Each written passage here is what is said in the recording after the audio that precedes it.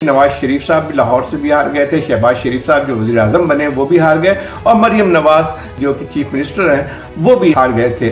सूबाई असेंबली में जो वोट पड़े हैं और नेशनल असेंबली के वोट पड़े हैं उसमें 40% का फ़र्क नजर आता है। अगर इस हुकूमत को देखा जाए तो एक आहिस्ता आहिस्ता जो है अथॉरिटेरियनिज्म की तरफ जा रही है। एस्टैब्लिशमेंट से सपोर्ट हटा ली जाए तो मेरा ख्याल ये है कि 2 दिन भी ये गवर्नमेंट चल नहीं सकती है। इस साल के शुरू में सिर्फ 1 महीने में तकरीबन 60 सिक्योरिटी पर्सनल शहीद होते हैं। सन 2024 में होने वाले इंतखाबात को 1 साल मुकम्मल हो चुका है, मगर आज भी इन इंतखाबात पर उठने वाले सवालात का शोर कम होने का नाम नहीं ले रहा। कुछ माहिरीन इसे पाकिस्तान के मुतनाज़ तरीन इलेक्शन करार देते हैं। पाकिस्तान तहरीक इंसाफ हो या फिर जमीयत उलमा इस्लाम, पाकिस्तान मुस्लिम लीग नवाज हो या फिर पाकिस्तान पीपल्स पार्टी जो इस वक्त हुकूमत का हिस्सा हैं, ये तमाम ही जमातें इन इंतखाबात की शफाफियत पर सवालात उठाती रही।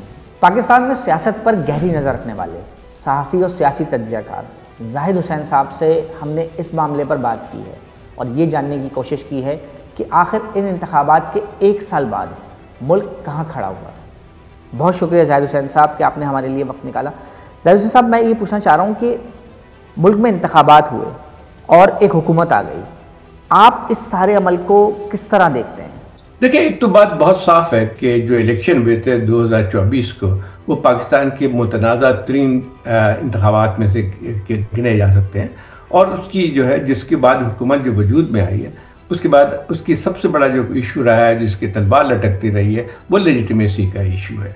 और जो जहाँ तक धांधली की बात है, बहुत सारी चीज़ें तो आती रही थी इस दौरान में जिसको हुकूमत भी डिनाई करती रही थी और फिर इलेक्शन कमीशन भी। लेकिन कल जो है पतन की एक रिपोर्ट, कंप्रिहेंसिव रिपोर्ट आई है। पतन एक वॉच डॉग है, इलेक्शन वॉच डॉग, जो कि जिसने मॉनिटर किया था इलेक्शन को, जो उसकी एक बहुत ज़्यादा जिसको कहते हैं डैमिंग रिपोर्ट जो है आई है। उन्होंने खुद इलेक्शन कमीशन के जो नताइज से वो तमाम एनालिसिस की है, इसको डॉक्यूमेंट किया है और एक लिहाज से जो है ऑडिटिंग जिसके इलेक्शंस को कहते हैं वो की।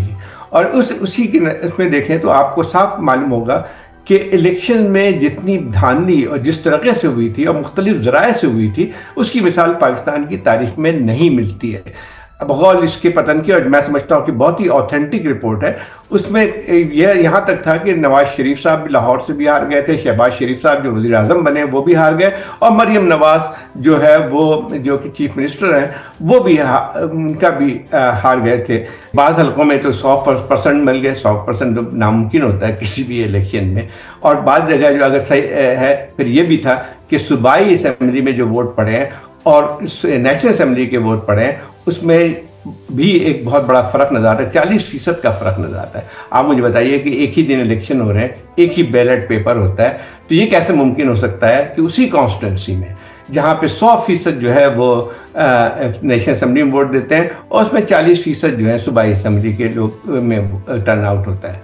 तो जब इतने बुनियादी एक लिहाज से जो है इसमें ऐसे प्रॉब्लम है, एक तो उसमें कैसे ठीक करेंगे। तो मेरे ख्याल आगे गवर्नमेंट को सबसे बड़ी बात चाहिए कि ये बात सही है कि आप जो है इस पे कोई इसको ऑडिट करवाएं इलेक्शन को और फिर उसके बाद जो है इस बात को तस्लीम करें। लेकिन अब मसला ये आता है कि जब ये तमाम लीडरान जब हारने के बाद आप इक़्तिदार में आते हैं और जिसके वाज़ेह सबूत भी मौजूद है, क्योंकि देखिए पतन की रिपोर्ट को आज तक कभी किसी ने चैलेंज नहीं किया और अगर हुकूमत कहती है कि सही है तो फिर उसके बाद उसको चैलेंज करना चाहिए। तो एक तो ये सबसे बड़ी बात हुई। दूसरी बात ये है कि जब शुरू से हुकूमत को इसी लेजिटिमेसी के एक लिहाज से क्वेश्चन का सामना करना पड़ा था तो उसको तक़वियत देने के लिए कि अपनी हुकूमत को कायम रखने के लिए फिर ऐसे भी ज़रा इस्तेमाल किए गए। उसके बाद एक तो सबसे बड़ी बात यह कि 26वीं तरमीम को अगर देखा जाए तो वो इसी वजह से बनी थी कि ताकि कोई उसमें रुकावट आईनी जो या कानूनी कोई रुकावट ना रहे,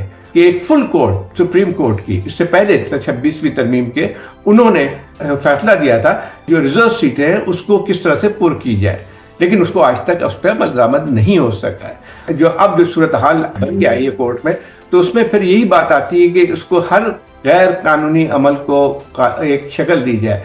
दूसरी बात और आती है कि अगर इस हुकूमत को देखा जाए तो एक आहिस्ता आहिस्ता जो है, एक जिसको हम कहते हैं कि अथॉरिटेरियनिज्म की तरफ जा रही है। उसकी वजह यही आती है कि जब कमज़ोर हुकूमतें होती हैं तो उसका सहारा फिर कानून के लेते हैं, ऐसे कानून बनाते हैं जिसको ड्रैकोनियन लॉस कहते हैं, उसके सहारे पे। फिर पीका का कानून भी देख लें आप, उसका पूरा मकसद ये है कि किसी तरह से जो एक्सप्रेशन है, फ्रीडम ऑफ एक्सप्रेशन, उसको ख़त्म किया जाए।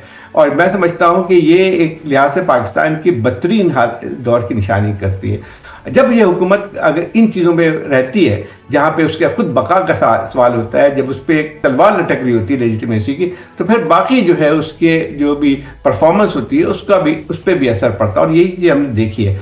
ये बात सही कह सकते हैं कि किसी हद तक माशी सूरत हाल जो है एक हद तक स्टेबल हो गई है, लेकिन स्टेबिलिटी का मकसद मतलब ये नहीं होता है कि वो जो है एक लिहाज से जिसको कहते हैं आईसीयू से बाहर आ गई है। सिर्फ ये ज़रूर हुआ है कि उसके पास मुंह से वेंटिलेटर हटा दिया गया है, लेकिन जब आईसीयू में आप मुस्तकिल रहते हैं तो फिर ये नहीं कहा जा सकता है कि हम तरक्की की राह पे गामजन हैं जैसे कहा जाता है। दूसरी बात और सबसे बड़ी आती है कि देखें इस दौरान में मुस्तकिल मुहाज़राई की सूरत रही है। एक लिहाज से जमहूरी अमल जिसको कहते हैं वो तो ना होने के बराबर है। पार्लियामेंट जो है आज तक किसी भी, सवाए इसके कि जब जब के तरमीम पास करनी होती है तो फिर वो उसको हर तरीके से वो कर ली जाती है, लेकिन पूरे एक साल के अंदर अगर आप देखें तो पार्लियामेंट में किसी भी अहम तरीन नेशनल और इंटरनेशनल इश्यूज़ पे या आपकी फॉरेन पॉलिसी के हवाले से या सिक्योरिटी के हवाले से आज तक कोई डिबेट होती हुई नज़र नहीं आई। अब इन तमाम की चीज़ें देखें तो अब हुकूमत चाहे कितने भी दावे कर ले तो हमें नज़र आता है साफ कि जो है वो किसी के सहारे पर खड़ी हुई है। ये अपने, अगर एक फ़र्ज़ कीजिए कि इस्टेब्लिशमेंट से सपोर्ट हटा ली जाए तो मेरा ख्याल ये है कि 2 दिन भी ये गवर्नमेंट चल नहीं सकती है। ज़ाहिर साहब, हमारे जब भी इंतखाबात होते हैं तो कहीं ना कहीं उसकी शफाफियत पर सवालात उठाए जाते हैं, मगर फिर हर दफ़ा यही कहा जाता है कि अब जब हुकूमत आ गई है तो उसको चलने दिया जाए, निज़ाम को आगे बढ़ने दिया जाए। आप क्या समझते हैं कि हम कब तक इसी तरह निज़ाम को आगे बढ़ने देंगे, और वो वक्त कब आएगा कि जब हम कहेंगे कि नहीं, जो एक चीज़ गलत हुई है उसको रिवर्स किया जाए? देखिए, ये कहने को तो कहा जाता है कि जब अब हो गया है, इलेक्शन हो गए, अब आप 5 साल बर्दाश्त करें, लेकिन ये मुमकिन नहीं होता है। जब आप एक मुतनाज़ा, जब लोगों को अपने जो इख्तियार है वोट देने का, उससे महरूम करते हैं, तो आप मुझे बताइए कि आप सिर्फ इस वजह से नहीं कह सकते कि आपको 5 साल का हक मिल जाए कि 5 साल तक हुकूमत करें एक जाली मैंडेट के जरिए। तो मेरे ख्याल वो एक चीज़ है, ये जो मुमकिन नज़र नहीं आती। हुकूमत की कोशिश यही है, जब बातचीत मुज़ाकरात कहते हैं कि चलिए 5 साल के बाद आप देखेंगे क्या होगा, बात ये नहीं है। अगर आज जो है जब चंद चीज़ों को जब तक दुरुस्त नहीं करेंगे, आप जो है जमहूरी अमल को आगे नहीं बढ़ा सकते हैं। इस वक्त अगर जो भी जमहूरी अमल जिसको कहा जाए वो नहीं मौजूद है। ऐसा फ़र्ज़ कीजिए, ये सिर्फ इतनी सी बात नहीं है कि पिछला इलेक्शन बहुत धांधलीशुदा था, लेकिन एक और बहुत बड़ा सवाल पैदा होता है कि आइंदा अगर यही तरीका कार अख्तियार करता है तो लोगों का एतमाद जमहूरियत पे उठ जाएगा। हमने देखा कि हालिया दिनों के अंदर हुकूमत और अपोजिशन के दरमियान मुज़ाकरात भी हुए, मगर इन मुज़ाकरात का कोई नतीजा बरामद नहीं हुआ। ज़ाहिर साहब, आप क्या समझते हैं कि क्या ये मुज़ाकरात होने चाहिए, और होने चाहिए तो किन बातों पर होने चाहिए, और क्या इनका कभी कोई फ़ायदा होगा? देखें, जब तक मुज़ाकरात उस वक्त हो सकते हैं जहाँ पे आप उन मसाइल को समझने की या उसको एड्रेस करने की आप में जो है सलाहियत भी हो और आप में जो है एक के लिहाज से विलिंगनेस भी हो, दोनों चीज़ हमें नज़र नहीं आती है। अब ये कि बातचीत कहा गया कि वह पोजीशन से हो रही है, लेकिन सबसे बड़ा मसला यही आता है कि किस बात पे बात हो सकती है। जब आप एक इलेक्शन, एक मुतनाज़ा, एक धांधलीशुदा इलेक्शन के जरिए इक़्तिदार में आते हैं तो फिर आपके पास इख्तियारात भी नहीं होते हैं। और यही सूरत हाल हमें 1 साल बाद नज़र आती है इस हुकूमत की कि हुकूमत तो बन चुकी है, लेकिन इख्तियारात जहाँ तक है वो उसके पास नहीं है। क्योंकि सबसे बुनियादी चीज़ ये आती है कि जब आपकी जो है लेजिटिमेसी क्वेश्चनेबल हो जाए तो बाकी चीज़ें तकान सेकेंडरी रह जाती हैं। अब ये अगर आप अभी भी हमें नज़र आता है कि एक साल ही हुए हैं, लेकिन आपको आइंदा चल के क्या होगा, इस पूरी माशियत आपकी जो है खड़ी हुई है आपके मदद के हारे। चाइना से कितने पैसे आ जाते हैं, यूएई से कितने पैसे आ जाते हैं, सऊदी अरेबिया कितनी मदद कर देता है। तो अगर फ़र्ज़ कीजिए मुल्क की ये सूरत हाल ही है तो आप कैसे कह सकते हैं कि हमने एक बहरान से निकाल लिया है माशियत को। मेरे ख्याल इन तमाम चैलेंजेस को सामना कर कोई हुकूमत कर सकती है तो वही कर सकती है जो पहले कि उसको पब्लिक का मैंडेट हो, और दूसरी बात ये कि इसके सामने वाज़ेह हिकमत अमली मौजूद हो, जो कि हमें इस वक्त नज़र नहीं आती है। अच्छा, हमने ये देखा है कि पिछले एक साल में सिक्योरिटी की सूरत हाल में काफ़ी ख़राबी आई है और काफ़ी जो है वो इसमें हमने देखा है खैबर पख्तूनख्वा और बलूचिस्तान के अंदर काफ़ी वाक़यात हुए हैं जिसमें सिक्योरिटी एहलकारों को निशाना बनाया गया है। आप क्या समझते हैं कि क्या एक कमज़ोर हुकूमत इस किस्म के वाक़यात की रोकथाम के लिए कोई बेहतर काम कर सकती है? इस वक्त सूरत हाल जो है, 2 सूबे जो पाकिस्तान के जो सबसे ज़्यादा स्ट्रेटेजिकली लोकेटेड सूबे आपके KP और बलूचिस्तान, वहाँ पे सूरत हाल जो है काबू से बाहर निकलती आ रही है। इंसर्जेंसी या टेररिज्म कह लें, वो जो पिछले सालों में लगता था कि किसी हद तक उस पर कंट्रोल किया गया है, वो दोबारा उभर के आ रही है। अब इसी से अंदाज़ लगाएं कि पिछला साल जो है, अगर पूरे 10 साल के अरसे में सबसे ज़्यादा जो है एक लिहाज से दहशतगर्दी की जो कार्रवाइयाँ हुई सबसे ज़्यादा इसी में हुई।